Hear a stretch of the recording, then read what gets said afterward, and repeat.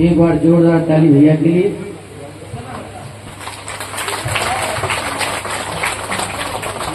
बोली कृष्ण कन्हैया लाल की। विष्णु की नाभि से कमल, कमल से ब्रह्मा ने 4 पुत्र पैदा करके उसके बाद में मन से मानस पुत्र 10। वही ब्रह्मा के 10 पुत्रों के अंदर सबसे छोटा पुत्र नारद जी, 10वां पुत्र नारद जी। उसी ब्रह्मा ने इस सृष्टि की रचना की तो नेत्रों से अत्रि, मुंह से अंगीरा, कानों से पुलस्त, नाभि से कुलय, हाथों से कर्तु, त्वचा से भृगु, प्राणों से वशिष्ठ, अंगूठे से दक्ष और उसी मन से जो मनु और शत्रु। ब्रह्मा के दाहिने अंगूठे से तो मनु का जन्म हुआ और बाएं अंगूठे से शत्रुपा का जन्म हुआ। कई बार आपने सत्संग में सुना होगा कि ये सृष्टि जो है ये भान भाई के ऊपर रचाई गई। बहन और भाई का विवाह हुआ तो मनु और शत्रुपा एक शरीर से पैदा हुए। उनको हम अपनी भाषा में भान और भाई भी बोलते थे। दाहिना मतलब 16 अंगूठे से तो मनु जी का जन्म और बाएं अंगूठे से शत्रुपा का जन्म हुआ। वही मनु शत्रुपा जो थे उनके 2 पुत्र, एक का नाम था उत्तानपाद और दूसरे का नाम आपने सुना होगा कि जिसकी 3 कन्याएं थी। नाम बताऊंगा मैं, कहीं कथा में आपने सुना होगा, ऐसी बात नहीं है। प्रियव्रत और उत्तानपाद 2 पुत्र हुए। दीति, अदिति और प्रस्तुति 3 पुत्रियां हुई है। जिसमें ये सृष्टि की रचना का जो सारा विवरण आएगा वही मैं आपको समझा रहा हूँ। 10वां पुत्र कौन था? नारद जी था। और आज भी घर में अगर कोई थोड़ी बहुत तकरार होती है तो कहते हैं भाषा के अंदर कि नारद घर में घुस गया होगा। इसी ब्रह्मा के पुत्र दक्ष जो थे, दक्ष प्रजापति, जिनकी 60 कन्याएं थी, 27 कन्या चंद्रमा को प्रणाई गई थी, जो हम नक्षत्र के रूप में जानते हैं। उन्हीं की एक पुत्री जिसका नाम सती था, भगवान शंकर को प्रणाई गई थी। दक्ष की जो पुत्री थी भगवान शंकर के साथ सती की शादी हुई। पार्वती से पहले, माता पार्वती के रूप में जिसको हम मानते हैं, इससे पहले ये सती रूप में थी दक्ष प्रजापति की। और पार्वती जो है वो हिमाचल की पुत्री। दक्ष को बड़ा अभिमान था। क्यों था अभिमान? कि वो तो भगवान शंकर के ससुर थे। थोड़ी देर पहले मैंने बताया था तक अज्ञानता के बस इंसान को अभिमान होता है। भागवत अज्ञान रूपी अंधकार को दूर करता है। ब्रह्मा जी ने स्वयं नारायण से कहा था कि मुझे आप सृष्टि की रचना के लिए कह रहे हो तो अभिमान आ जाएगा। उसी प्रकार से राजा दक्ष को बड़ा अभिमान था। भगवान शंकर को एक बार आमंत्रित नहीं किया, बहुत बड़ा यज्ञ किया और उसमें ही भगवान शंकर को आमंत्रित नहीं किया। सभी देवताओं का निमंत्रण टूट गया। सभी देवता अपने अपने विमान के माध्यम से आकाश मार्ग से चल रहे थे। कैलाश पर्वत के ऊपर बैठी हुई माता सती जो भगवान शंकर से कह रही है कि आज सभी देवता अपने अपने विमान लेकर के कहाँ जा रहे हैं। तो भगवान शंकर ने कहा कि आपको पता नहीं, मेरे को तो पता। आपके पिता दक्ष जो है वो बहुत बड़ा यज्ञ कर रहे हैं। सभी देवताओं का आह्वान है उस यज्ञ कि सभी देवता उसी यज्ञ के अंदर जा रहे हैं। तो आपका निमंत्रण नहीं है। भगवान शंकर ने कहा कि मुझे तो कोई निमंत्रण या कोई न्योता नहीं दिया। माता सती ने शंकर भगवान से कहा कि मैं तो, मेरे पिता का यज्ञ है, मैं तो जा सकती हूँ। भगवान शंकर ने कहा कि देखो, निमंत्रण के बगैर जाना अच्छा तो है, आगे आपकी इच्छा। आज हम घर में विवाह शादी करते हैं और अपनी कन्या जो होती है, सुबह के समय हम तो विदाई करते हैं। तो पहले और आज समझने की बात है। पहले हमारे दादा दादी, पिता माता कन्या के सर पे हाथ रख के कहते थे कि बेटी, एक जिस घर में तू जाएगी वहीं से तेरा जनाजा जो उठ जाएगा, तेरी डोली जो है ना ये जा रही है, और उसी से तेरा जनाजा निकल। तो मुझे गर्व होगा कि मैं एक कन्या का पिता हूँ। और माँ भी यही कहती है कि मुझे भी गर्व होगा कि मैंने कन्या को जन्म दिया और मैं एक माँ हूँ। और आज हम विदाई करते हैं तो सबसे पहले आके कौन जाता? भाई। और भाई सर पे हाथ रखता, बड़ा भाई होगा, सर पे हाथ रख के क्या कहेगा? आज तो अंग्रेजी का जमाना है, ये जी कहना भी छोड़ दिया, दीदी बोलते हैं सीधे। दीदी चिंता मत करना, एक बार फोन कर देना, अगले के घर में धूम जमेगी। पिता जाएगा, सीने से लगाएगा, बेटी मेरी लाज रख देना। तो पिता फिर भी गलत शिक्षा नहीं देता अपनी पुत्री। और माँ भी यही कहेगी कि बेटी एक बार फोन कर देना, अगर तेरी कोई बात ना माने तो। हमें अपने बेटे बेटी को ऐसी शिक्षा नहीं देनी चाहिए। हम अपनी योग्य वर देख करके अपनी पुत्री को परिणाते हैं, भाग्य हम नहीं लिख सकते हैं। थोड़ी देर पहले मैंने बताया था कि स्वयं जानकी का भाग्य भी उसका पिता नहीं लिख सका। उसी प्रकार से पिता के घर में अगर पुत्री ससुराल से आती है तो अपनी ससुर से, सास से, पति से आज्ञा लेकर के पिता के घर में आए, ये संस्कार की बातें हैं। माता सती ने भगवान शंकर से हठ कर लिया कि मेरे पिता यज्ञ कर रहे हैं, मैं अवश्य जाऊंगी। फिर भी भगवान शंकर ने आज्ञा दे दी कि कोई बात नहीं, अगर आप हठ करते हो तो चले जाओ, लेकिन कोई अनर्थ मत कर देना। अब सती कैलाश पर्वत से दक्ष नगरी को चल पड़ती है, नगरी में जाती है, जाकर के पिता के यज्ञ को देख करके मंडप को देखती है। तो मंडप में सभी देवताओं के आसन लगे हुए, गणेश जी विराजमान है, वरुण जी विराजमान है, नवग्रह देवता आए हुए हैं, सभी देवता यथा स्थान बैठे हैं, ब्रह्मा जी बैठे हैं, स्वयं नारायण भी वहां आए हुए। भगवान शंकर का ना जो आसन था वो कहीं भी दिखाई नहीं दिया।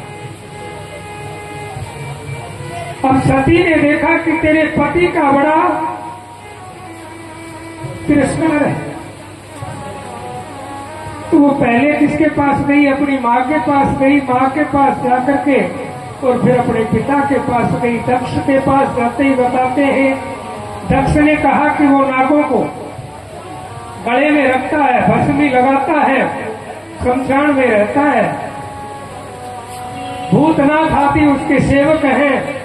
ऐसे दामाद को मैं किस लिए इस यज्ञ में बुला करके मेरा अपमान थोड़ी करवाना। आज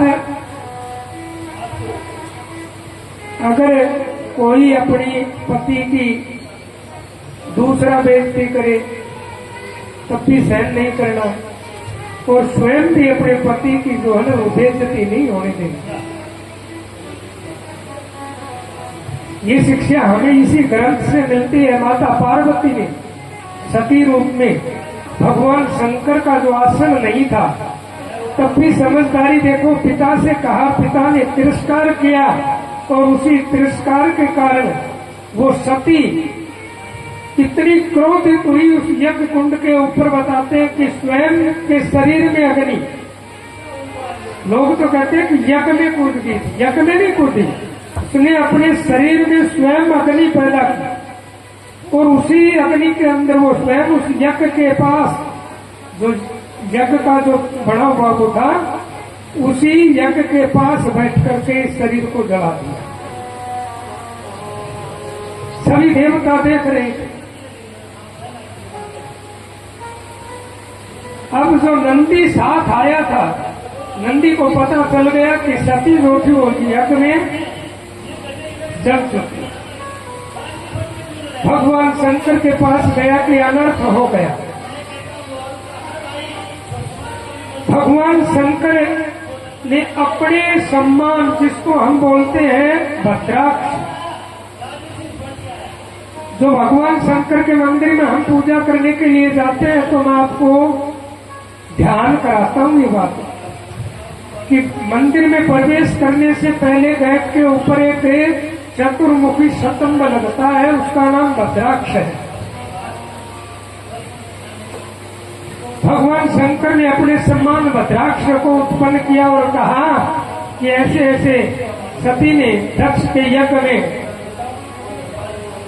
अपना शरीर जो है वो अग्नि में दाह कर दिया। जाओ आप और इसका बदला लेके आओ। वो भद्राक्ष जाता और जाकर के कहते कि भयंकर युद्ध हुआ। भगवान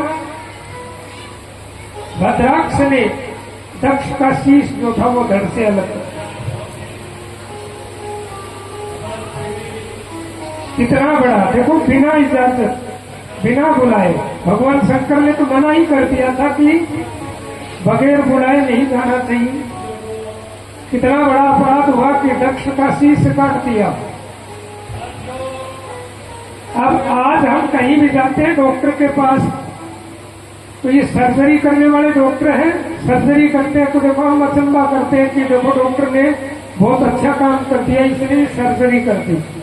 सबसे बड़ा सर्जन कौन है? भगवान शंकर है, जिसने अपने ही ससुर का जो शीश था वो बकरे का लगाया। कांवड़ उठा करके हरिद्वार से चलते हैं, बम बम बोलते हैं, वही बम बम की जो ध्वनि है वो दक्ष की। दक्ष को जो बकरे का शीश लगाया गया था, उसी मुख से बम बम की ध्वनि निकली थी। वही भगवान शंकर उस सती के शव को उठा करके और चलता है, तो वो शीश जो शरीर था, जहां जहां उसके टुकड़े गिरे, वही वो सती देवी के रूप में पूजित हुई। वही माता पार्वती के रूप में हिमाचल की पुत्री और भगवान शंकर को परणाई गई और फिर से भगवान शंकर कैलाश के अंदर विराजित हुए। समय बीतता गया। नारद जी ब्रह्मा के जो पुत्र थे,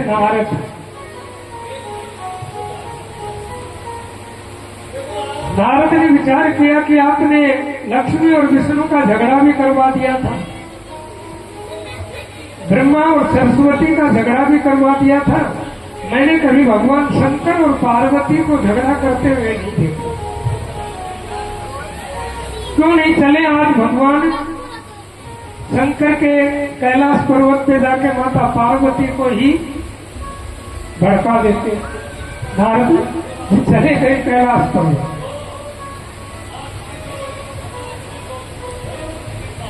इससे भी एक ध्यान करना है सभी माताओं को, सीख मुरी पत्थर को पाड़ दे, या कर सीख मुरी पत्थर को पाड़ देती है, दूसरे की सीख में नहीं आना कभी भी। अब नारद जी माता पार्वती के पास गए, भगवान शंकर समाधि में बैठे हुए थे। नारद जी ने विचार किया कि भगवान शंकर जी समाधि से वापस आएंगे, तब तक अपना काम जो हो वो करना ही है। भगवान शंकर के गले में मुंडों की माला थी, नरमुंड जो बोलते हैं, नरमुंडों की माला भगवान शंकर के गले में थी। और माता पार्वती के पास जाकर के नारद जी ने कहा, मातेश्वरी प्रणाम, आशीर्वाद दिया। नारद जी किस प्रकार से आगमन हुआ है। नारद जी ने कहा कि बस मैं तो विचरण कर रहा था, मैंने सोचा कैलाश पर्वत से होते हुए चल पड़ते हैं। माता जी ये बताओ कि भगवान शंकर का और आपका कितना बड़ा प्रेम है। पार्वती ने कहा कि भगवान शंकर तो मेरे से इतनी बात भी नहीं छुपाते, कोई भी बात होती है वो पहले मेरे को ही बताते। बोले माता जी मैं मानता नहीं, आपको जचे ना जचे, लेकिन मेरे से तो वो बात छुपाते नहीं है। माता जी मुझे ये बताओ कि भगवान शंकर के गले में जो मुंडों की माला है वो किसकी है? जो नरमुंड माला है वो किसकी है? भगवान शंकर ने आपको बताया? बोली ये बात तो नहीं बताई। तो लोग कितनी बड़ी बात भगवान शंकर ने आपसे छुपा ली। आप कहते हो कि मेरे को सब बातों का पता है। अब नारद जी इतनी बात कह के चलो माता जी मुझे तो जल्दी है, मैं तो इधर से जा रहा था, मैंने सोचा कि मिलता हुआ चलूं, अपना काम किया और नारद जी चले गए। अब भगवान शंकर जी समाधि से उठे और नजर पड़ गई कि नारद जी आया था और आज पता नहीं कोई ना कोई नया काम करके चले गए। नए काम का मतलब कोई ना कोई तो विघ्न होगा। तो घर में नारद आएगा तो विघ्न तो होगा ही। अब भगवान शंकर जी माता के पास गए। पार्वती जी ने भगवान शंकर को देख के कहा कि आपने मुझसे एक बात छुपाई है। बोले भाई हमने तो कोई बात नहीं छुपाई, आपको जो भी बात होती है वो स्पष्ट बताते। नहीं, बोले आप ये बताओ कि जो आपके गले में नरमुंड वाला है वो किसकी है? भगवान शंकर ने कहा कि आपने कभी ये मुझसे पूछा नहीं और इसलिए हमने आपको बताया नहीं। आज आपने पूछ लिया, आज हम आपको बता देंगे। तो बताओ ये नरमुंड वाला किसकी है? भगवान शंकर ने कहा कि ये नरमुंडों की माला जो है ये आपकी है। मेरी? बोला हाँ, आप इतनी बार जन्म लिया और इतनी बार मर चुकी जितनी 108 से नरमुंड वाला है। तो पार्वती ने कहा कि क्या आप कभी नहीं मरे? इतनी बार ये नरमुंड वाला है तो इतनी बार मैं ही मरी। भगवान शंकर ने कहा कि मुझे तो अमर कथा सुनी हुई है, इसलिए मैं मरण नहीं हो सकता मेरा, मैं अमर हूं। अब पार्वती ने कहा कि वो अमर कथा तो हमें भी सुनाओ। अमर कथा हमें भी सुनानी पड़ेगी। ठीक है, कथा तो मैं आपको सुना दूंगा, लेकिन तब तक ये अमर कथा चलेगी। आपको सोना, सो जाओगे तो वंचित रह जाओगे। माता पार्वती ने कहा ठीक है, नहीं सोऊंगा, आप मुझे कथा सुनाओ। कैलाश पर्वत के ऊपर एकांत स्थान भगवान शंकर ने माता पार्वती के लिए नियुक्त कर लिए। वहीं पर एक तोता और एक मैना, उनका एक अंडा टूट करके गड़ चुका था। और भगवान शंकर को इस बात का पता नहीं था कि यहाँ कोई अंडा भी गड़ चुका है कैलाश के अंदर। वो तोता और मैना वहां से चले गए। माता पार्वती को भगवान शंकर ने आसन दिया, स्वयं आप भी भगवान शंकर बैठ गए और उस अमर कथा को आरंभ किया। वो अमर कथा कौन सी है मैं आपको बताऊंगा। थोड़ी थोड़ी नींद आ रही है, पहले एक भजन सुन लो। ओम नमः शिवाय, नमः शिवाय, नमः शिवाय रटताया। ओम नमः शिवाय, नमः शिवाय, नमः शिवाय रटताया। नमः शिवाय, नमः शिवाय, नमः शिवाय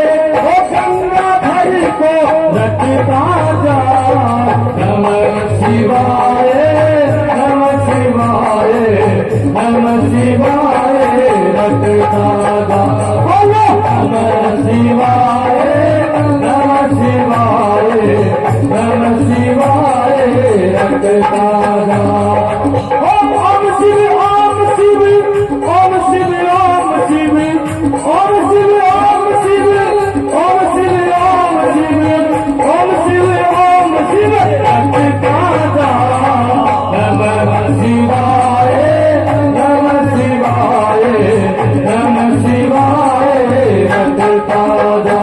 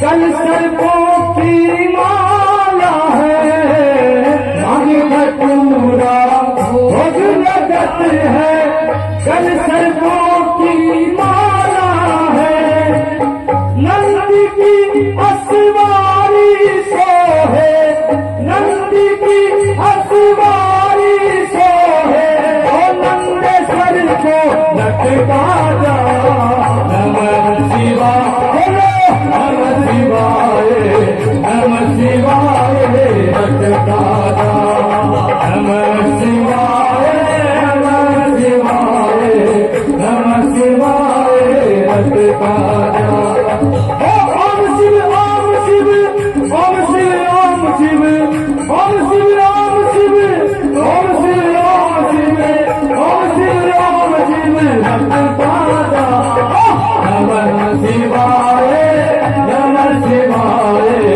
नमः शिवाय रक्त ताजा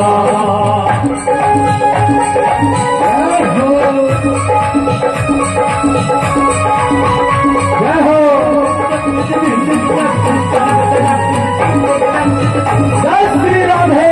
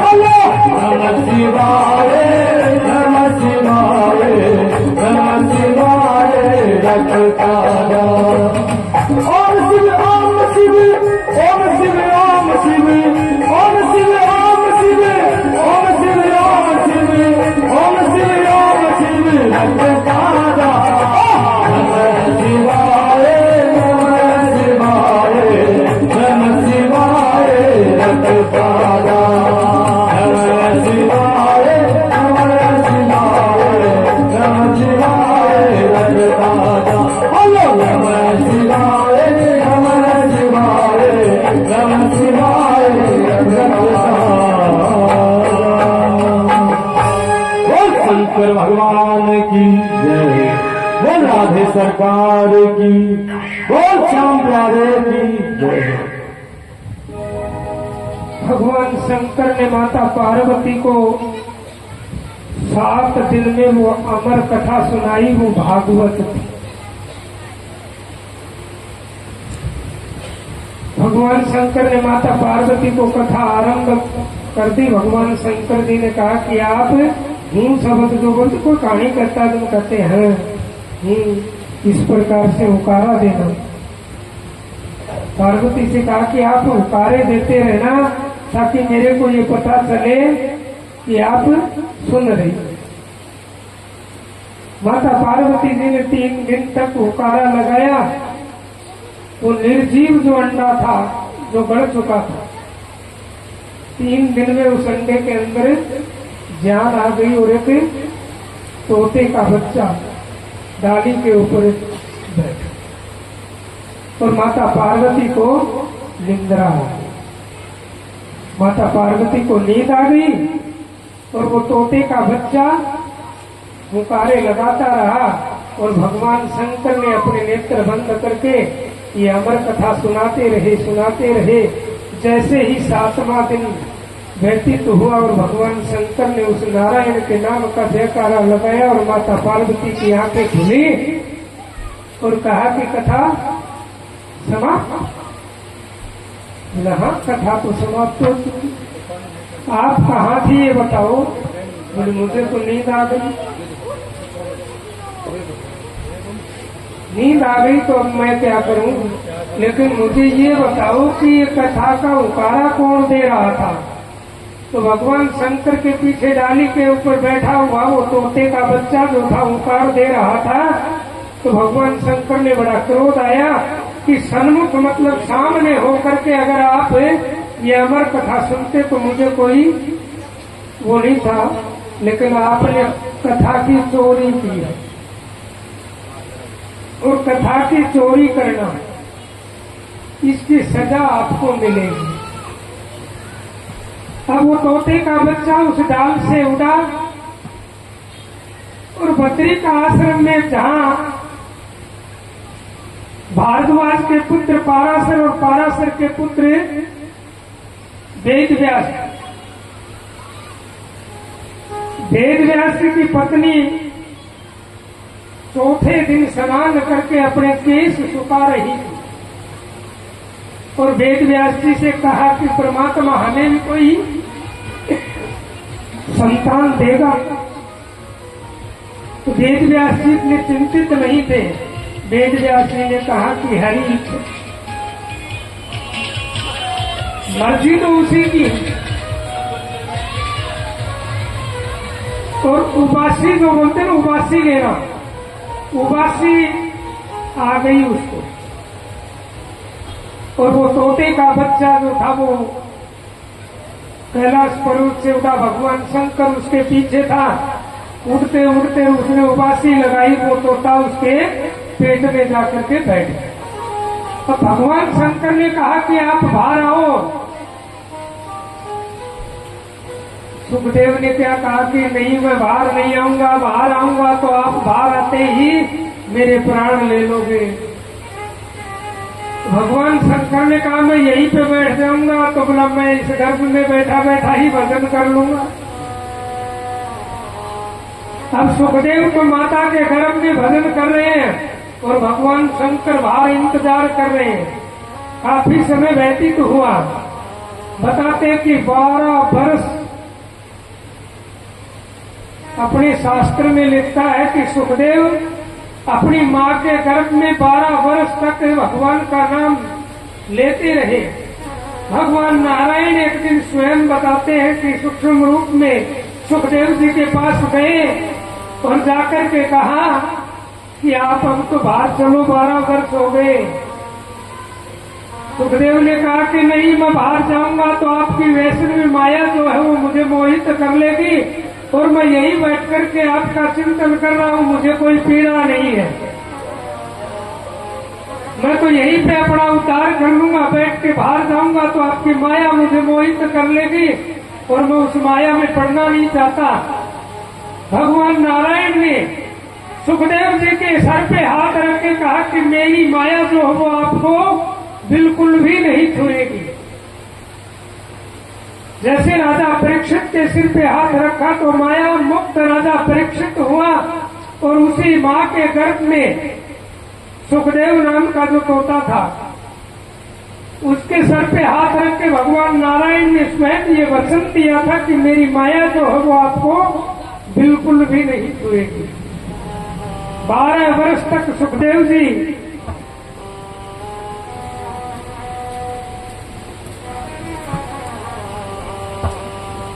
मां के गर्भ में रहे। भगवान का आशीर्वाद पाकर के उस माता के गर्भ से भगवान सुखदेव जी का प्रादुर्भाव हुआ। भगवान सुखदेव जी का जन्म बोल देते हैं। भगवान सुखदेव जी वहां प्रकट हुए। बोलिए सुखदेव भगवान की जय हो। बोलिए कृष्ण कन्हैया लाल की जय हो। अभी सुखदेव जी का झांकी रूप में आपको दर्शन होगा। जिसकी श्रद्धा इच्छा हो सुखदेव को तिलक करें। व्यवस्था को न बिगाड़े, आराम से एक एक आए। जोड़े से है तो जोड़े से आए, सुखदेव का पूजन करें।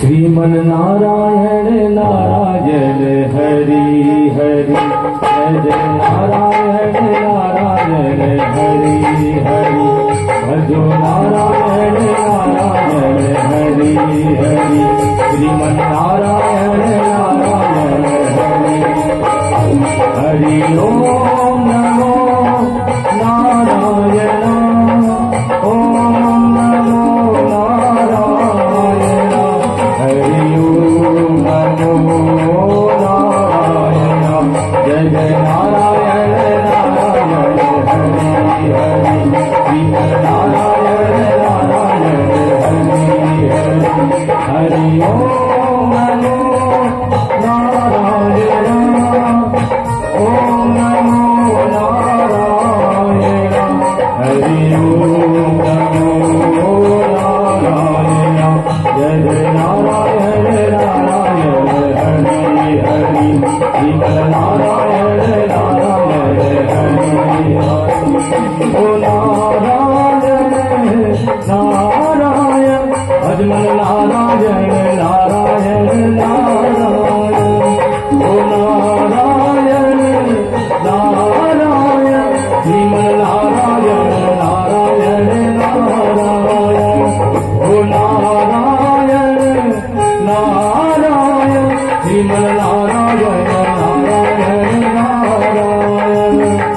श्री कृष्ण गोविंद हरे मुरारी, हे नाथ नारायण वासुदेवा, श्री कृष्ण गोविंद हरे मुरारी, हे नाथ नारायण वासुदेवा, हे नाथ नारायण वासुदेवा, हे नाथ नारायण वासुदेवा, हे लक्ष्मी नारायण वासुदेवा, श्री कृष्ण गोविंद हरे मुरारी, हे नाथ नारायण वासुदेवा।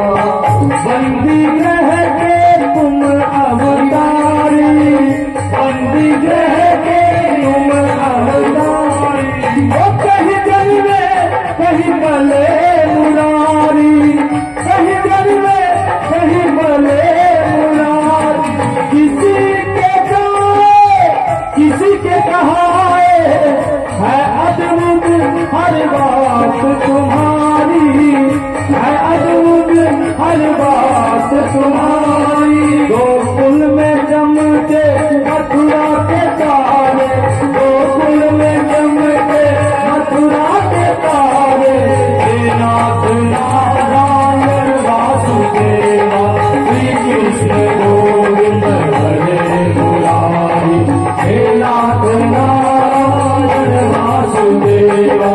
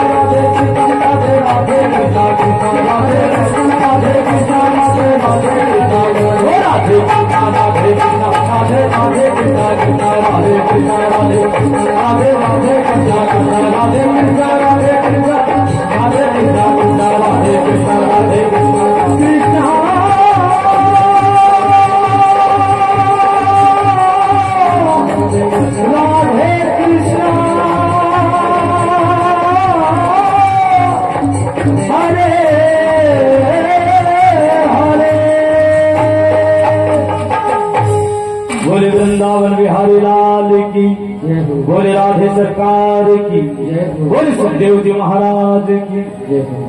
अब ये जो भी ये सुखदेव जी का पूजन करना चाह रहे हैं शीघ्रता से खड़े हो जाएं। हाँ, पैसे ना हो तो वैसे भी आ जाएं, कोई बात नहीं है। ओम हरि महायम प्रव्रजन्तमनुपेतमपेत कृत्यम द्वैपायनो विरहकास्तरया जुहाव पुत्रेति तन्मतया तर्वो विनेदुस् तम सर्वभूतहृदयं मुनिमानतोऽस्मि गुरुर्ब्रह्मा गुरुर्विष्णु गुरुर्देवो महेश्वर गुरुर्साक्षात् परं ब्रह्म तस्मै श्री गुरुवे नमः। आइए जल्दी से शीघ्रता से जो भक्त रह गए आकर के पूजन कर लें और तुम्हें सभी कथा में ध्यान दें। जय श्री राधे जय श्री कृष्ण।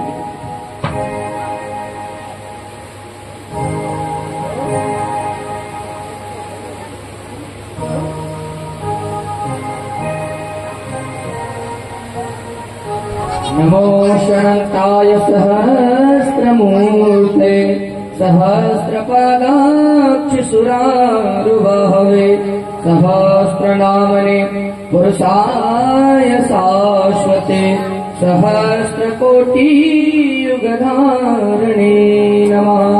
वंशी विभूषितकरा नवनीरदाभात् पीताम्बरादरुणबिम्बफलादरोष्टात् पूर्णेन्दुसुन्दरमुखादरविन्दनेत्रात् कृष्णात् परं किमपि तत्त्वमहं न जाने कृष्णात् परं किमपि तत्त्वमहं न जाने। नारायणं नमस्कृत्यं नरं चैव नरोत्तमं देवी सरस्वती व्यासो ततो जयमुदीरये दिवि स्पर्शै हेमकिरीटकोटि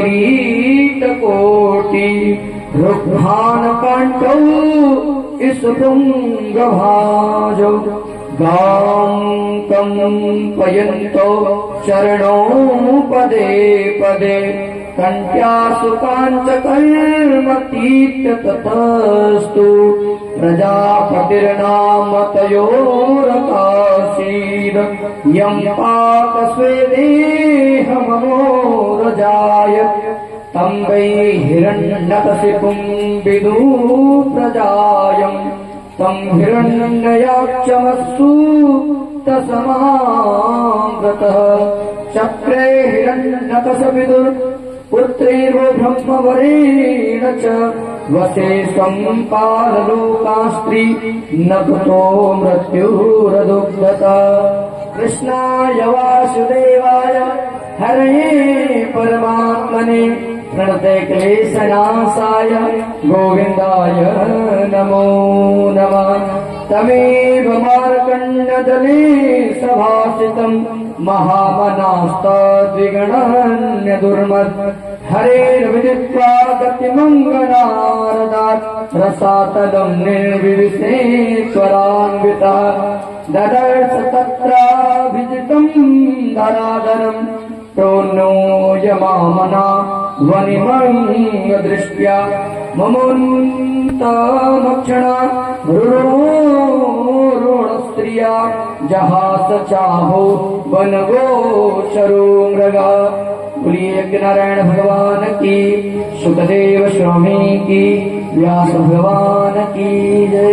सभी बारी से पूजन करते रहे और यथास्थान बैठते रहे। आप सभी बड़े भाग से कथा का आनंद लेंगे और बोलिए कृष्ण कन्हैया लाल की।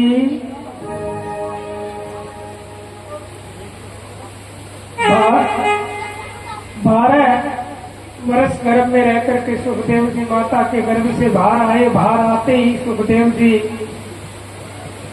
नींव वस्त्र बताते हैं कि चल पड़े,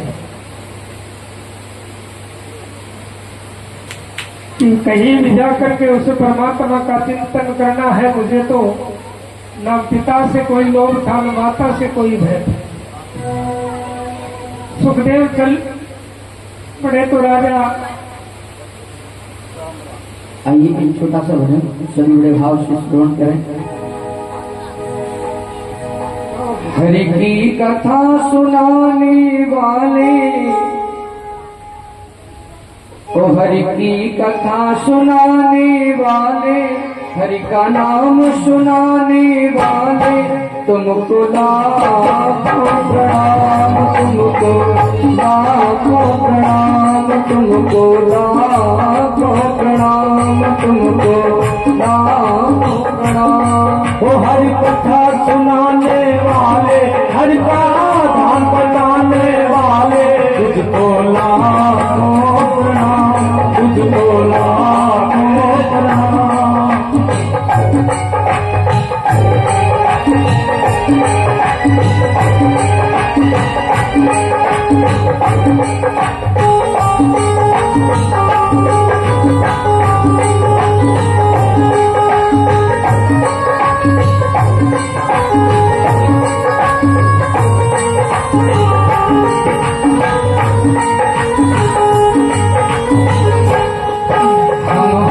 रहे थे वन में, बल खो बैठे थे तन में, हम भूल रहे थे वन में, बल खो रहे थे तन में, हम भूल रहे थे वन में, बल खो बैठे थे तन में। प्रभु राह बताने वाले, प्रभु राह बताने वाले, तुमको लाखों प्रणाम, तुमको लाखों प्रणाम। हरि की कथा सुनाने वाले, हरि का ध्यान कराने वाले, तुझको लाखों प्रणाम, तुझको लाखों प्रणाम। हरि कथा सुनाने वाले, हरि का ध्यान कराने वाले, तुझको लाखों प्रणाम, तुझको लाखों प्रणाम।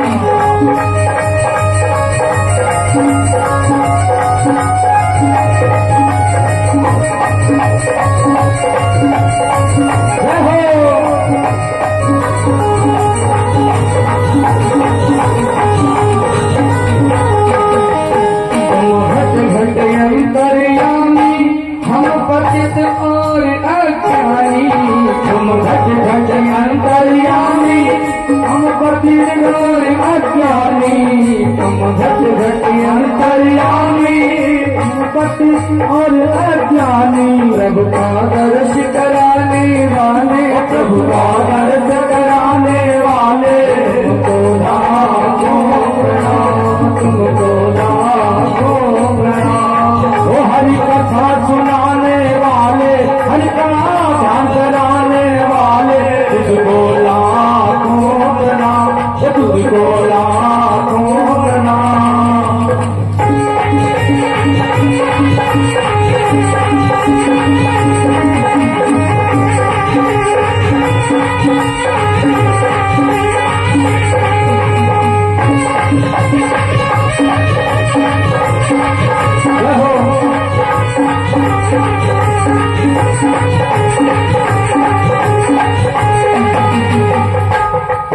हम पार तेरा क्या पावे, बस शीश झुका यही गावे। हम पार तेरा क्या पावे, बस शीश झुका यही पावे। हम पार तेरा क्या पावे, बस शीश झुका यही गावे। हम पार तेरा क्या पावे, बस शीश झुका यही गावे। आत्म ज्ञान कराने वाले, आत्म ज्ञान कराने वाले, हमको मुक्ति दिलाने वाले, हमको मुक्ति दिलाने वाले, तुमको लाखों प्रणाम, तुमको लाखों प्रणाम। हरि कथा सुनाने वाले, हरि का ध्यान कराने वाले, तुझको लाखों प्रणाम, तुझको लाखों प्रणाम, तुमको लाखों प्रणाम, तुमको लाखों प्रणाम। बोलिए कृष्ण कन्हैया लाल की। जय। सुखदेव जी जन्म लेते ही वनों के अंदर भगवान का भजन करने के लिए चल देते हैं। वेद व्यास जी पीछे से आवाज लगाते हैं हाँ पुत्र आप वन में मत जाओ। आज अपना कोई पुत्र संत महात्मा बन जाए, भगवान का भजन करने के लिए लग जाए, तो वो माता जी और वो पिताजी है, उनकी आत्मा बड़ी दुख पाती। वेद व्यास जी के पुत्र सुखदेव जी चल पड़े। सुखदेव जी उनके पीछे पीछे दौड़े दौड़े जा रहे हैं। पुत्र हाय पुत्र करते हुए एक नदी के किनारे में स्त्रियां स्नान कर रही थी, कुछ वस्त्र इत्यादि धो रही थी।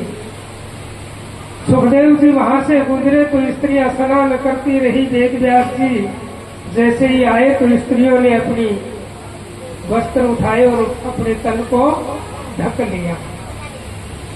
दृश्य देखते रहे। सुखदेव जी जाकर के उन स्त्रियों से हाथ जोड़ करके कहा कि हे मातेश्वरी, आपने अपना जो बदन था वो किस लिए ढक लिया? अभी थोड़ी देर पहले मेरा पुत्र जो है वो गया तो आप ऐसे ही स्नान करती रही। तो स्त्रियों ने जवाब दिया कि हे प्रभु, आपका जो पुत्र है उसको तो पुरुष और स्त्री का भी ज्ञान नहीं है, उसको तो ये भी पता नहीं कि ये स्त्रियां हैं कि पुरुष है। वो तो भगवान के अंदर इतना विलीन है कि उसे स्त्री और पुरुष का ज्ञान नहीं है। आप तो इस संसार के अंदर आ चुके हैं, आपको स्त्री और पुरुष के भेद का पता है। जो सच्चा भक्त होता है, भगवान के अंदर लीन हो जाता है, उसे स्त्री और पुरुष का कोई भेदभाव नहीं समझते हैं। कहीं भी अगर जाओगे और सच्चा भक्त अगर परमात्मा का है तो वो स्त्री और पुरुष में कोई भेदभाव नहीं समझता है। सुखदेव जी वनों के अंदर चले गए। वेद व्यास जी वापिस आ गए। बड़ी विरह और वेदना हुई वेद व्यास जी को अपने शिष्यों को श्लोक के माध्यम से अपने पुत्र को जगाने के कि किसी प्रकार से मेरा पुत्र जो है वो वापिस आ जाए।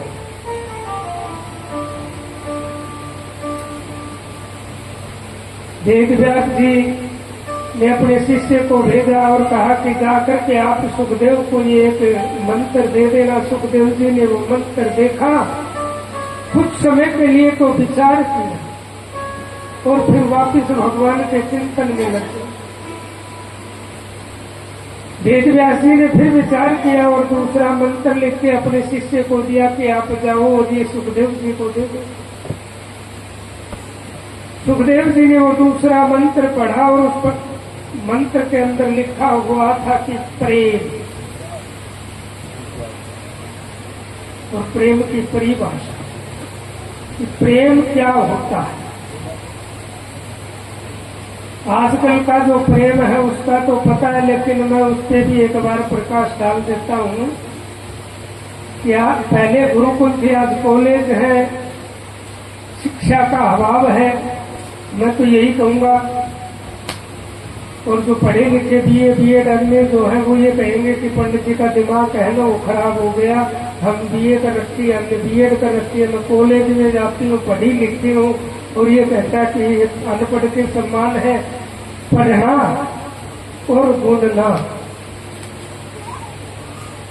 बहुत फर्क है। पढ़ने से इंसान कभी भी अपने को नहीं बदल सकता जब तक उसके अंदर गुणवत्ता नहीं आ जाती। गुण जब तक नहीं होंगे तो पढ़ाई कोई काम की नहीं है।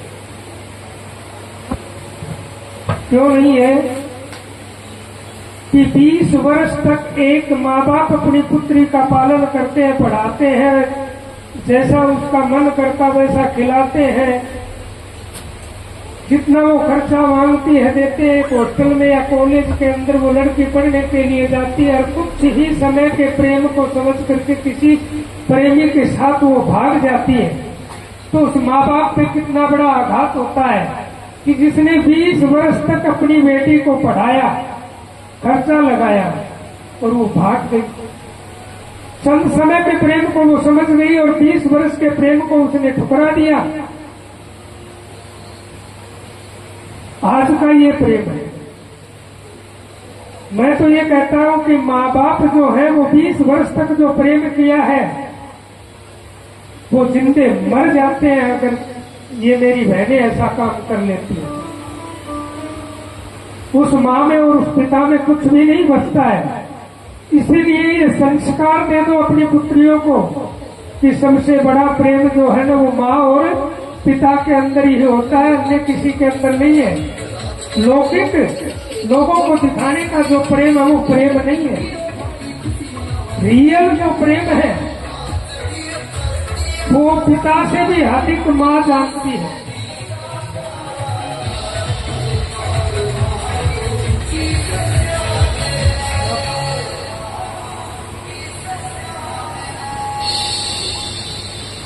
माँ का आंचल जो है ना वो सबसे बड़ा है।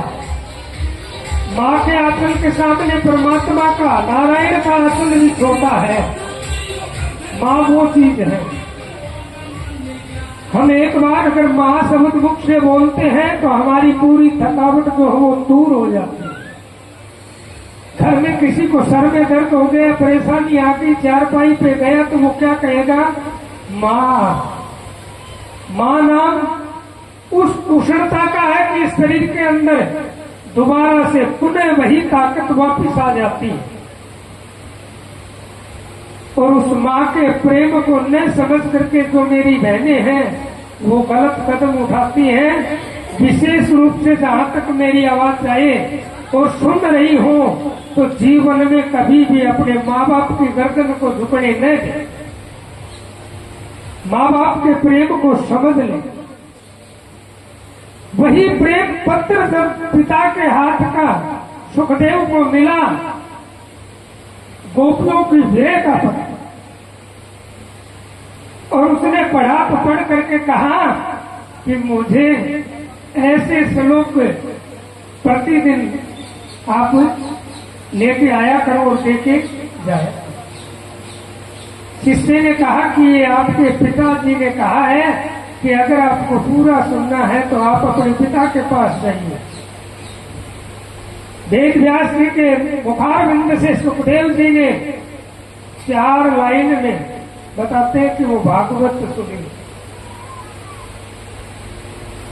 और वेद व्यास जी को चैन नहीं आया। नारद की इजाजत से 18,000 श्लोक में वेद व्यास जी ने संसार को तारने के लिए पूरा ग्रंथ तैयार किया। उधर राजा परीक्षित को 7 दिन में मरने का जो श्राप लगा हुआ था, वो नदी के किनारे चलता हुआ जा रहा था कि कोई मुझे सच्चा गुरु मिल जाए और मेरा मोक्ष करवा दे।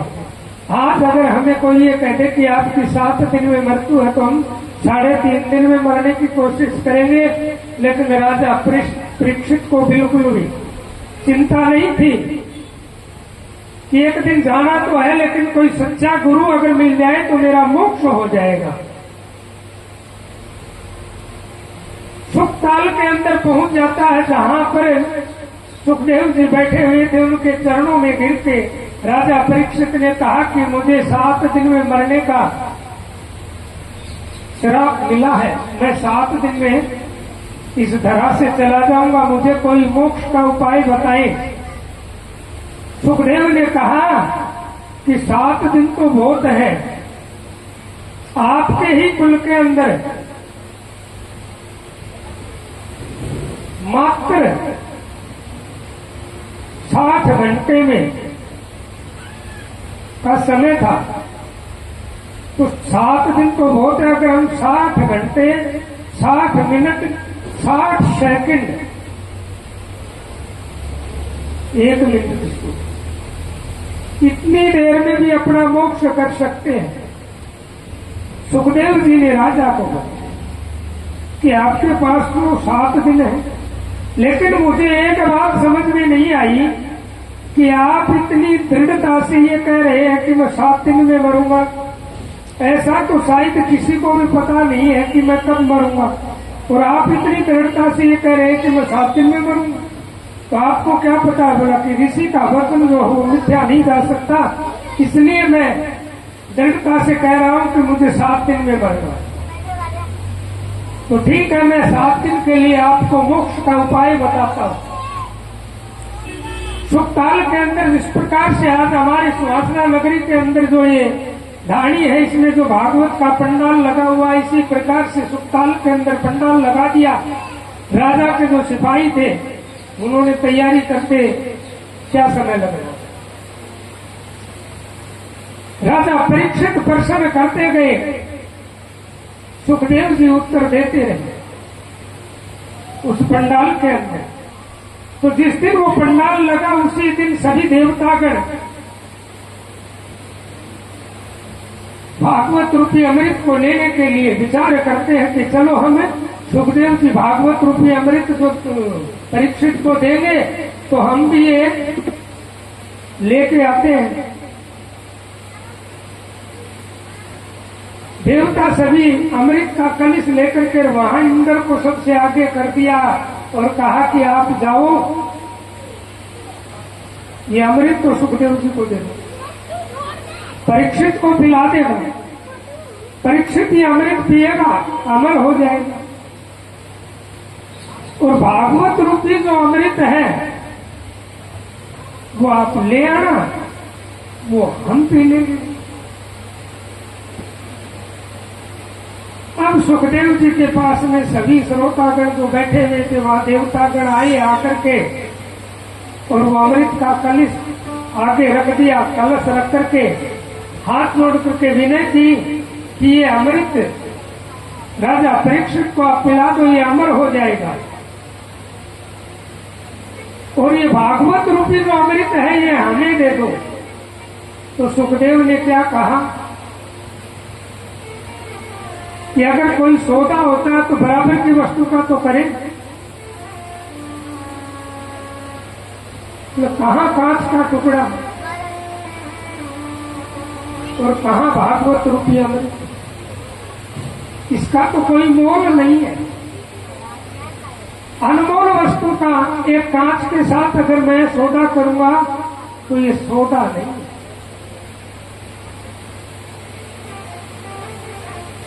आप यहां सौदागर बन के आए, अगर आपको भागवत रूपी अमृत अगर चाहिए था तो उस भाव से आते तो वो अमृत आपको भी मिलता। तुम तो बड़े छलिया हो, यहां सौदागर बन के आए, चले जाओ यहां से, आपको कोई भी भागवत रूपी अमृत प्रदान नहीं किया जाएगा, या कोई सौदा नहीं होगा।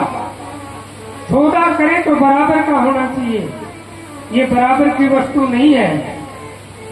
अब सभी देवता अपना तिरस्कार मानते हुए ब्रह्मा के पास चले गए। ब्रह्मा जी के पास जाकर के कहा कि हम सुखदेव जी के पास गए थे भागवत रूपी अमृत लेने के लिए और उन्होंने तो हमारा तिरस्कार कर दिया। ब्रह्मा जी ने कहा कि आप शांति पूर्वक बैठ जाएं। उन्होंने ये कहा कि बराबर 7 दिन जो भागवत कथा चलेगी उसको भी हम तोलेंगे और हमारा जो अमृत है इसकी भी हम तुलना करेंगे कि कौन सा भारी है और कौन सा हल्का है। उधर सुखदेव जी देवताओं की जो ताड़ना की वो किस प्रकार से की थी कि सर्पों की जो माता थी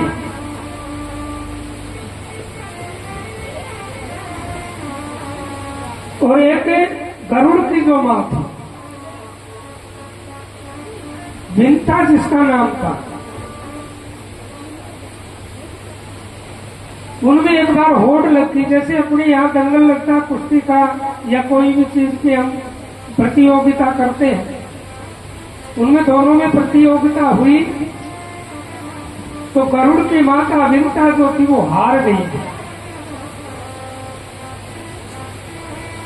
वो शर्त हारने से उनकी शर्त क्या थी कि आधीनता स्वीकार करना। आधीनता का मतलब दास बनना। अब गरुड़ की मां जो थी उसकी सवारी नागलोक कर, नाग जो थे वो उसकी सवारी करते। सुखदेव ने कहा कि अगर ये देवता ऐसा अमृत देने वाले होते तो गरुड़ जो था उसने अपनी माँ को आधीनता से छुड़ाने के लिए विनय किया, तभी इन्होंने ये अमृत नहीं दिया। आज ये सौदा करने के लिए यहाँ आए। उसी कर्ण में बताते हैं कि वो कलश सर्पों के बीच में रख दिया और अपनी माँ को दास्ता से मुक्त किया, और वही इंद्र छल से उसको वापस उठा करके ले गया। अगर वो अमृत सर्प पी लेते तो कभी नहीं मरते। तो ये देवता जो है ये तो छल करते हैं, निस्वार्थ।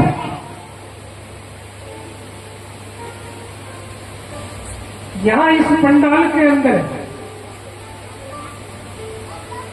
वो तो देवता थे, मानव भी अगर निस्वार्थ भाव से अगर इस कथा को सुनेगा तो निश्चित उसका मोक्ष है। सौदे के भाव से जो आएगा तो मोक्ष नहीं है।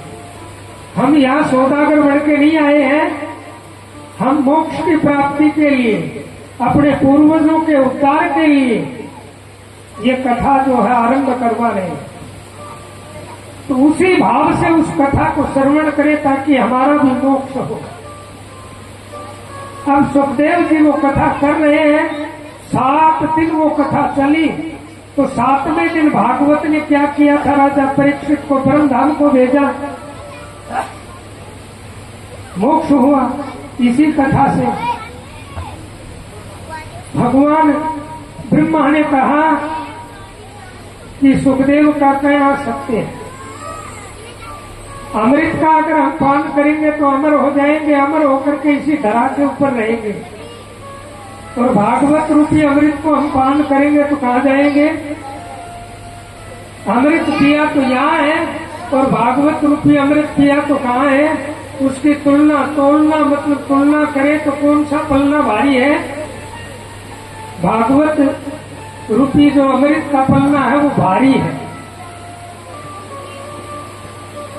सुखदेव ने 7 दिन में राजा परीक्षित का मोक्ष किया था, इसीलिए ब्रह्मा जी ने कहा कि भागवत रूपी अमृत तो किसी बाकी आदमी को मिलता है, और निस्वार्थ अगर कोई ले तब मिलता है। आप छल करके वहां गए थे, सौदागर बन के आप गए थे, इसलिए आपको भागवत रूपी जो अमृत था वो सुखदेव जी ने नहीं दिया। हम सुखदेव को मिथ्या नहीं कह सकते।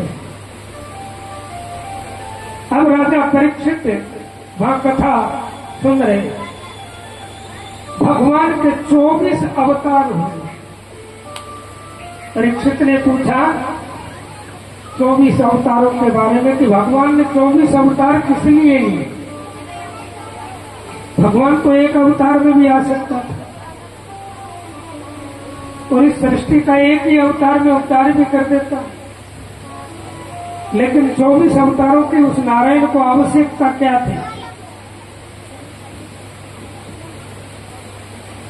हिरण्याक्ष नाम का एक राक्षस, हिरण्याक्ष और कश्यप, ये 2 भाई थे जिसको हिरण्याकश्यप कहते हैं। सुखदेव ने कहा कि ये बहुत बड़े राक्षस थे, इस पृथ्वी के ऊपर बहुत बड़ा उत्पात किया हुआ।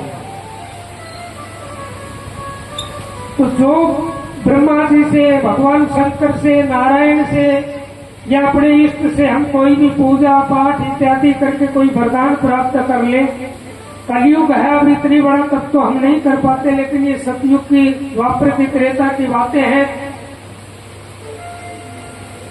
उनका मन भी निर्मल था, वो भगवान का अगर चिंतन करते तो भगवान को आना पड़ता था। आज हम उतने समक्ष नहीं है कि भगवान का उतना चिंतन करें तो ये जो विकार रूपी घड़ा है इसमें से हमारे जो विकार है वही निकल नहीं पाते हैं, क्योंकि हम दुविधा में रहते हैं। एक तो ये कहता है कि भगवान का चिंतन कर लो, भगवान का चिंतन कर लो, दूसरा कहता है कि भगवान तो था ही नहीं, आप भगवान को छोड़ दो, पत्थर की मूर्त को पूजने से परमात्मा नहीं है। तो हम दुविधा में पड़ गए कि वो संत तो ये कह रहा है कि पत्थर में भगवान नहीं है, ये संत कह रहा है कि भगवान को पूजो, तो ये दुविधा है। इसीलिए मैं आपकी दुविधा को दूर करने के लिए बता देता हूँ कि मंदिर के अंदर जो प्रतिबिंब लगा हुआ है, जिसको हम परमात्मा का रूप देते हैं, हनुमान जी का या भगवान शंकर का या किसी भी देवता का हम रूप देते हैं, तो वो भगवान कहाँ है? वो भगवान कहाँ? भगवान तो इसी शरीर के अंदर है, लेकिन उस प्रतिबिंब को हम देखते हैं तो हमारा मस्तक जो है वो स्वतः ही झुक जाएगा। कहाँ झुकता? वो उस प्रतिबिंब के सामने झुकता है। उतने समय तक उस परमात्मा का भाव जो है वो हमारे अंदर विद्यमान हो जाता है। कहीं लड़ाई हो रही हो, झगड़ा हो रहा हो पड़ोस में, तो हम क्या करेंगे? दीवार से या जाली से, देखो कितनी गहराई से देखते हैं, ना, तो हमारा ध्यान कहाँ चला जाता है? ये क्या बोलेगा और ये क्या बोलेगा। तो वो दृश्य मतलब देखने वाला कहाँ है? वो इसी शरीर में तो है। तो वही इस परमात्मा के प्रतिबिंब को जो देखेगा, उसे हनुमान जी की या भगवान शंकर की या राम दरबार की कोई भी प्रतिबिंब जब देखेगा तो मस्तक भी झुकेगा। तो परमात्मा का रियल जो स्थान है वो कहाँ है? कोई तो हृदय में बताएगा, कोई मन में उसका वास बताएगा, लेकिन देखो ये अलग अलग मत है। मैं मेरी सोच बताता हूँ कि जिस परमात्मा ने, जिस नारायण ने ये 5 भौतिक शरीर माँ के उदर में किसी भी जीव को, 84 के जीव को जो बनाया है, तो वो उत्तर में ही तो बनाया होगा, बाहर तो बनाया नहीं। तो भगवान का हेड ऑफिस क्या है? ये उत्तर है जो हर जीव को बनाता है। कहाँ बैठ के बना रहा है? वो उत्तर में बैठ के ही तो इस जीव को बना रहा है। 84 के जीव जितने भी है वो गर्भ से उत्पन्न हो रहे हैं। तो ये 4 प्रकार की सृष्टि है। उत्तर में जिसको बनाया तो भगवान का निवास हेड ऑफिस उत्तर में है। अगर जड़ में है तो पृथ्वी में है, इस पृथ्वी माँ की कोख में है। जल में जीव बनाया तो वो जल के अंदर भी भगवान का निवास है। इसीलिए बताते हैं कि जर्रे जर्रे में भगवान का निवास है। तो उस पत्थर में भी भगवान है, इसीलिए तो हमारा मस्तक झुक जाता है। उस पत्थर के सामने हमारा मस्तक झुक जाता है। पत्थर तो एक पहाड़ में भी होता है, पत्थर कोई खेत में पड़ा हो। हीरे की पहचान जोहरी किस लिए कर लेता है? जोहरी बताते, जोहरी हीरे को पहचान लेता है, अन्य को किसी को पहचान नहीं होती। एक मूर्तिकार, जो मूर्ति बनाते हैं, मूर्तिकार, वो किसी रास्ते से जा रहा था, उसको एक पत्थर नजर आता, उसने उस पत्थर को उठा लिया, छीनी और हथौड़ी लेकर के उसने उस परमात्मा की आकृति आरंभ कर दी। ब्राह्मणों के द्वारा उसका संस्कार किया और मंदिर में स्थापित कर दिया। तो स्वयं बताते कि उस पत्थर के भाव कि एक तो मैं पत्थर रूप में था तो दुनिया मेरे ऊपर से आती और जाती थी।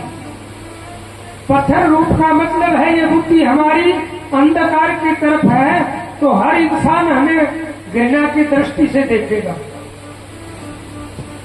हमारे अंदर अगर कोई भी बुराई है तो लोग क्या करेंगे? घृणा की दृष्टि से हमें देखेंगे। एक शराबी होता है, उससे सब बचने की कोशिश करते हैं, शराबी से सब बचने की कोशिश करते हैं। और एक भगवान का भजन करता हो तो उसका सानिध्य, अगर सच्चा पुरुष होगा तो वो उसके साथ जाकर के बैठेगा कि हमें भी परमात्मा का भजन करने का समय मिले।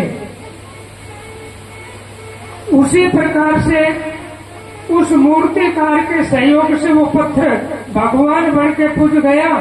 तो एक गुरु के माध्यम से इस शरीर को हम भी पवित्र करके उस परमात्मा की तरफ बढ़ सकते हैं।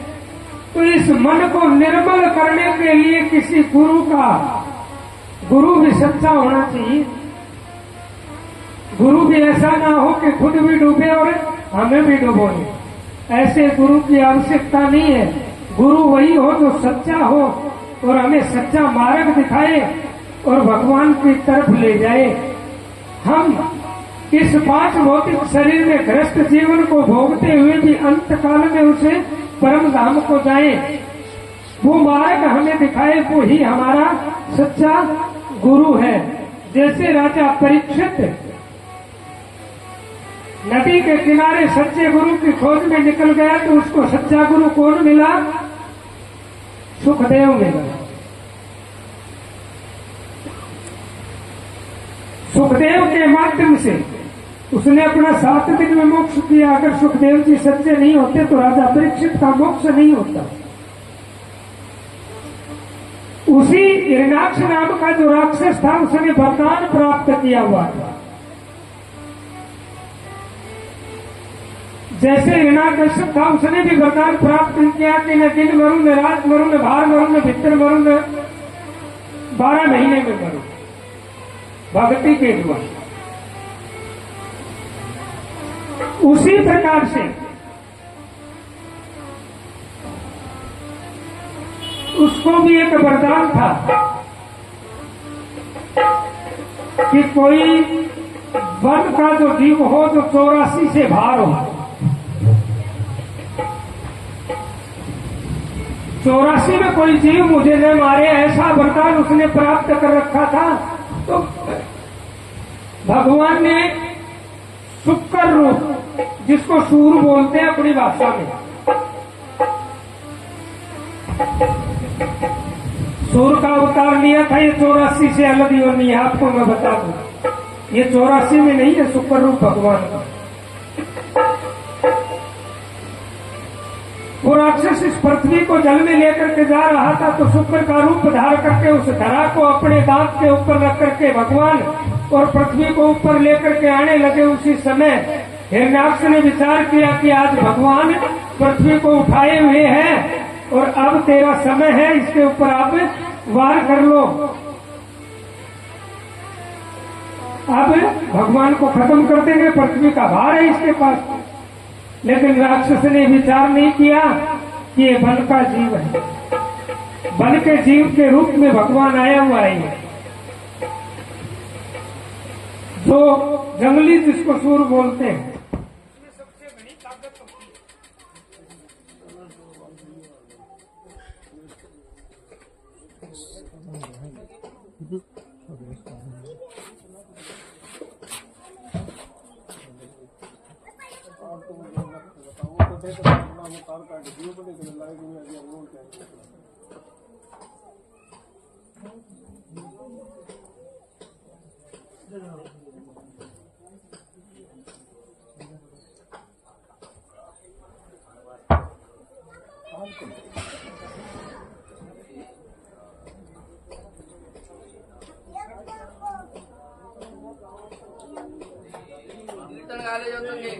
श्री कृष्ण गोविंद हरे मुरारी, हे नाथ नारायण वासुदेवा।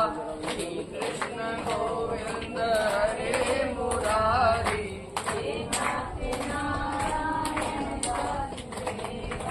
हे नाथ नारायण वासुदेवा, हे लक्ष्मी नारायण वासुदेवा। श्री कृष्ण गोविंद हरे मुरारी, हे नाथ नारायण वासुदेवा। श्री कृष्ण गोविंद हरे मुरारी, हे नाथ नारायण वासुदेवा। श्री कृष्ण गोविंद हरे मुरारी, हे नाथ नारायण वासुदेवा। हे नाथ नारायण वासुदेवा, हे लक्ष्मी नारायण वासुदेवा। श्री कृष्ण गोविंद हरे मुरारी, हे नाथ नारायण वासुदेवा। श्री कृष्ण गोविंद हरे मुरारी, हे नाथ नारायण वासुदेवा। बोलिए कृष्ण कन्हैया लाल की। जय हो। पृथ्वी को अपने दांत के ऊपर रख करके भगवान शुक्र रूप में नारायण चल पड़ते और उधर से वो राक्षस उसके ऊपर वार करता है भगवान को। तो दांत पे पृथ्वी को रोक करके बताते हैं कि भगवान ने उनसे लड़ाई की और हिरण्याक्ष का वध किया।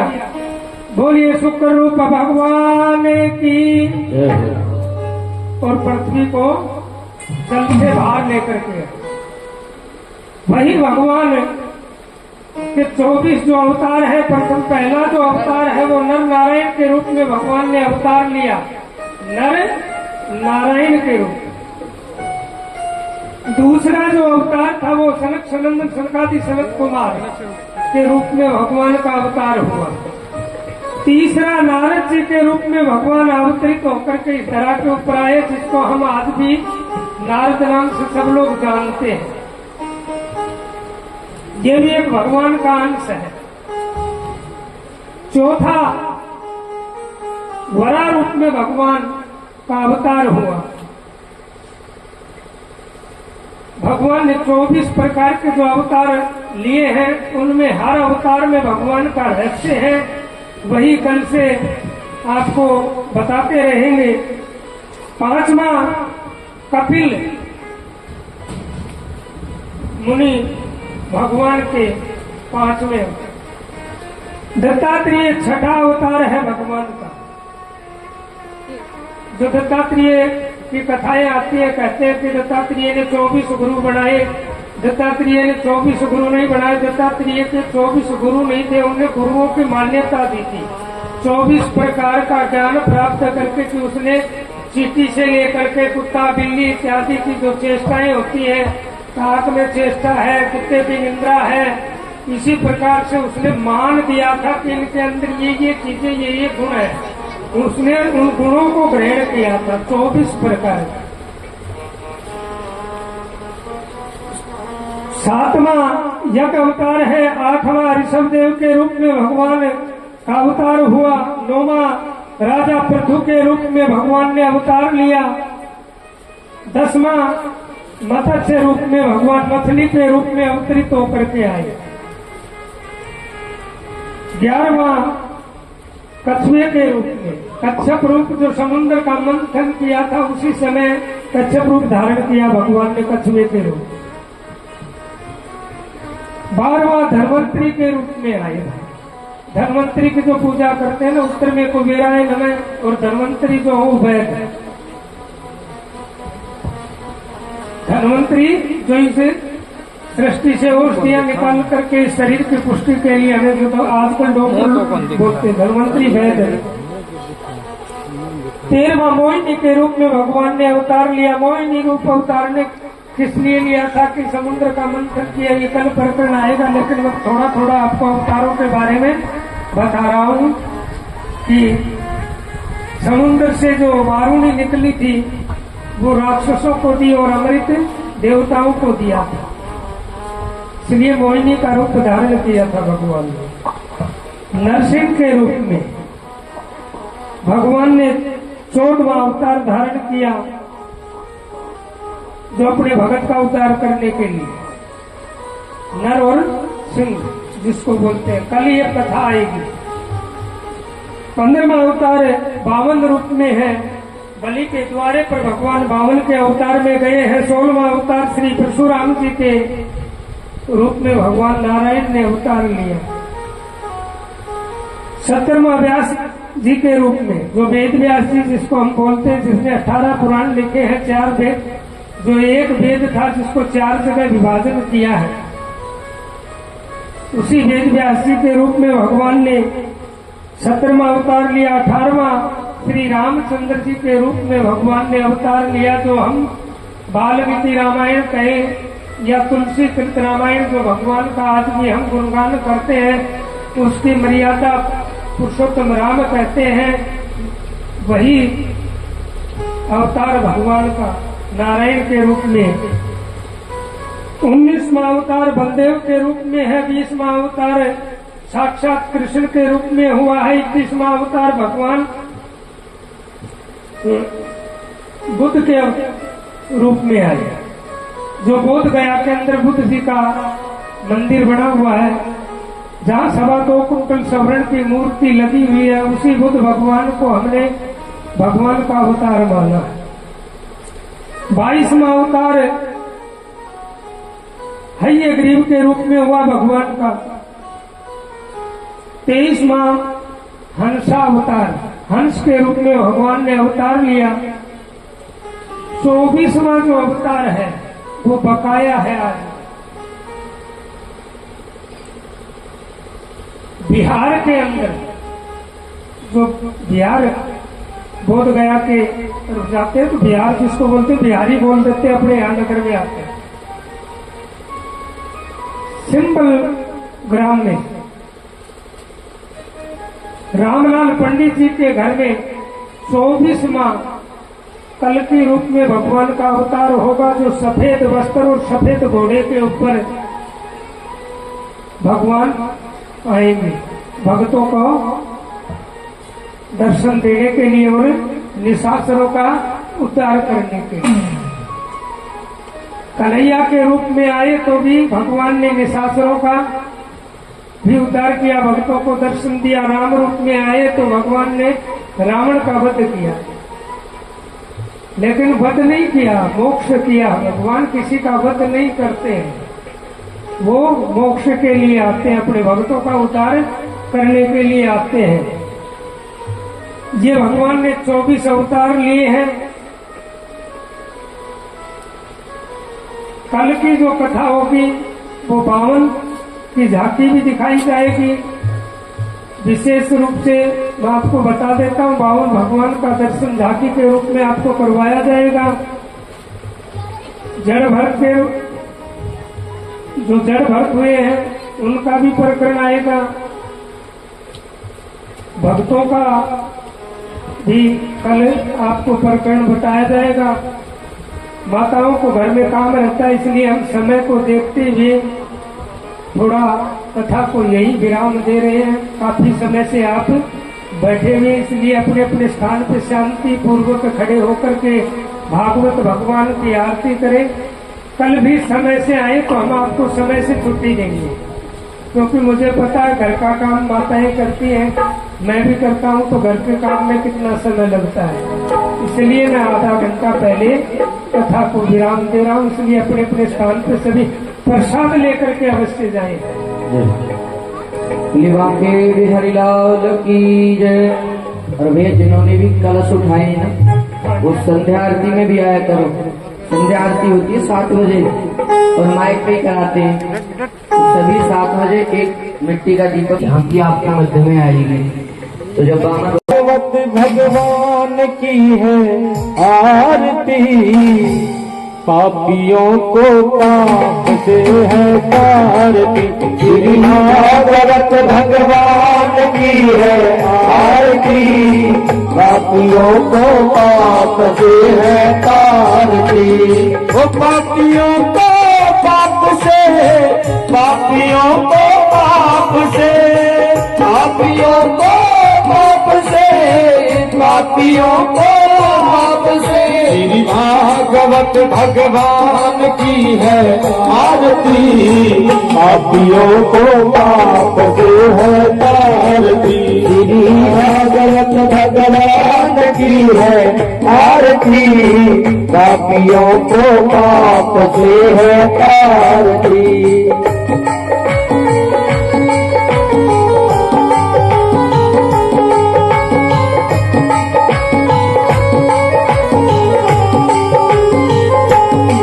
ये अमर ग्रंथ, ये मुक्ति पंथ, ये पंचम वेद निराला, नव ज्योत जगाने वाला। ये अमर ग्रंथ, ये मुक्ति पंथ, ये पंचम वेद निराला, नव ज्योत जलाने वाला। हरि नाम यही, हरि धाम यही, हरि नाम यही, हरि धाम यही, हरि नाम यही, हरि धाम यही, हरि नाम यही, हरि धाम यही। जग के मंगल की आरती, पापियों को पाप से है तारती। श्री भागवत भगवान की है आरती, पापियों को पाप से है तारती।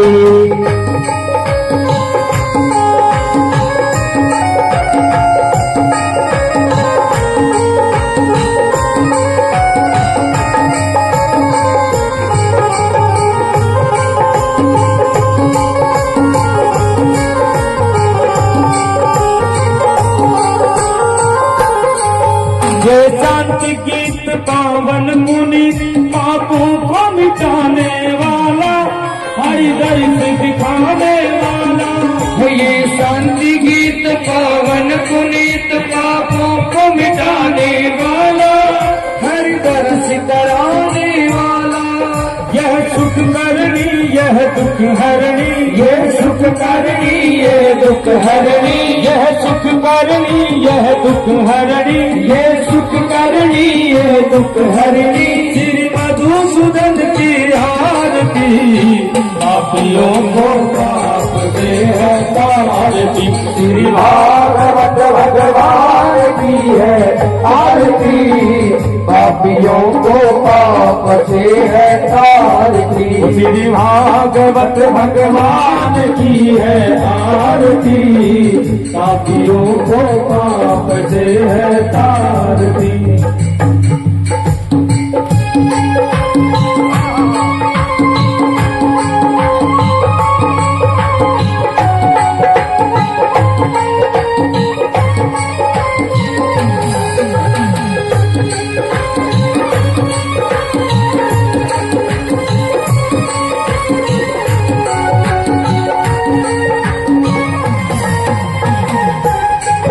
ये मधुर बोल जग पंथ को सन्मार्ग दिखाने वाला, बिगड़ी को बनाने वाला। ये मधुर बोल मधु पंथ को शन मार्ग बताने वाला, बिगड़ी को बनाने वाला। श्री राम यही घनश्याम यही, श्री राम यही घनश्याम यही, मेरे राम यही घनश्याम यही, मेरे राम यही घनश्याम यही। जब महिमा की है आरती, पापियों को पाप से है तारती। श्री भागवत भगवान की है आरती, पापियों को पाप से है तारती। श्री भागवत भगवान की है आरती, पापियों को पाप से है तारती। कर्पूर गौरम करुणावतारम संसार सारम बुद्धविद्हारम, सदा वसंतम हृदयारविंदे भवं भवानी सहितं नमामि, भवं भवानी सहितं नमामि। भवनाकांत प्रभु कमल नयन स्वामी, घट घट वासी अंतर्यामी, घट घट वासी अंतर्यामी। नारायण दीन दयाल जय जगदीश हरे, नारायण दीन दयाल जय जगदीश हरे। निज भक्तों के प्रतिपाल जय जगदीश हरे, निज भक्तों के प्रतिपाल जय जगदीश हरे। जय नारायण नारायण नारायण, जय नारायण नारायण नारायण, विष्णु नारायण नारायण नारायण, विष्णु नारायण नारायण नारायण। ओ नारायण दीन दयाल जय जगदीश हरे, नारायण दीन दयाल जय जगदीश हरे। निज भक्तों के प्रतिपाल जय जगदीश हरे, निज भक्तों के प्रतिपाल जय जगदीश हरे। बोले विष्णु भगवान की जय हो, बोले भागवत महापुराण की जय हो, बोले बालाजी महाराज की जय हो। ओम हरि अम्मा जलेन शीतलीकरणं पुष्पाभिवंदनम् आत्माभिवंदनम् स्वात्माभिवंदनम् द्योः शान्तिरन्तरिक्षं शान्तिः पृथिवी शान्तिरापः शान्तिरोषधयः शान्तिः वनस्पतयः शान्तिर्विश्वे देवाः शान्ति ब्रह्म शान्ति सर्वगुण शान्तिरेव शान्ति सामा शान्तिरेधि जतो जतः समीहसे ततो नो अभयं कुरु षण्णः कुरु प्रजावयन्नः पशुभ्यः सुशान्तिर्भवतु। श्रीमन्महागणाधिपतये नमः। अथ महामन्त्रपुष्पाञ्जलि। हरिः ओम्। जजनेन जजमयदन्तदेवास्थानि धर्माणि व्रतमन्यासन्नाः तेहनाकम् महिमानः सचन्त्र जत्र पूर्वे साध्याः सन्ति देवा। हरिः ओम्। एकदन्ताय विद्महे वक्रतुण्डाय धीमहि तन्नो दन्ती प्रचोदयात्। हरिः ओम्। तत्पुरुषाय विद्महे महादेवाय धीमहि तन्नो श्रीरुद्रः प्रचोदयात्। हरिः ओम्। कात्यायनी च विद्महे कन्याकुमारी च धीमहि तन्नो देवी प्रचोदयात्। हरिः ओम्। नन्दनन्दनाय विद्महे यशोधानन्दनाय धीमहि तन्नो श्रीकृष्णः प्रचोदयात्। हरिः ओम्। वृषभानुजायै च विद्महे कृष्णप्रियायै च धीमहि तन्नो श्रीराधिके प्रचोदयात्। हरिः ओम्। हंस हंसाय विद्महे परम